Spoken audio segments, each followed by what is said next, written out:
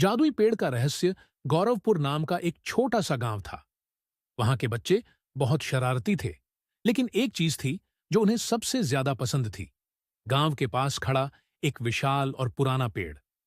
वह पेड़ इतना बड़ा था कि उसकी छांव में पूरा गांव समा सकता था।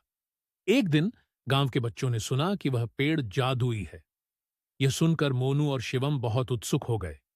उन्होंने तय किया कि वे इस रहस्य का पता लगाएंगे। रात को जब चांद की रोशनी पेड़ पर पड़ी, तो बच्चों ने देखा कि उसके पत्ते हल्के हल्के चमक रहे हैं। मोनू ने धीरे से कहा, यह कोई आम पेड़ नहीं है, कुछ तो खास है।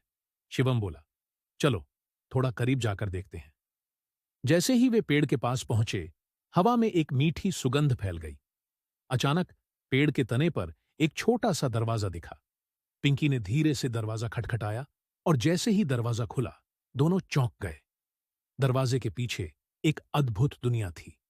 वहां रंग बिरंगे पक्षी उड़ रहे थे, चमकते फूल खिले थे और एक नन्हा परियों जैसा जीव खड़ा था। उसने कहा, स्वागत है बच्चों, मैं इस जादुई पेड़ की रक्षक हूं।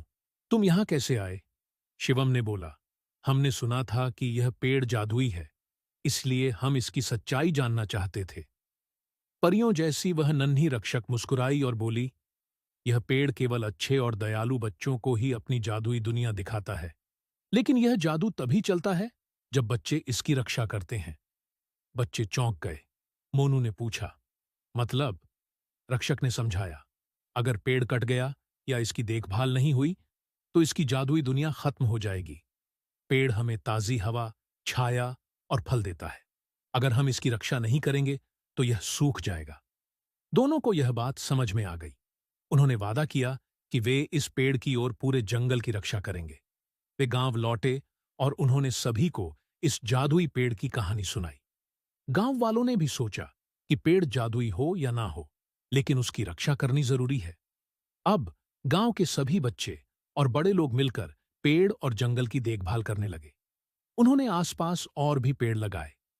धीरे धीरे गांव हरा भरा और सुंदर बन गया। पेड़ की रक्षा करने से न केवल गांव सुंदर बना, बल्कि हवा भी शुद्ध हो गई। बच्चों ने समझ लिया कि असली जादू प्रकृति की देखभाल में ही छिपा है। तभी से गांव के लोग हर साल पेड़ लगाते और उनकी देखभाल करते हैं।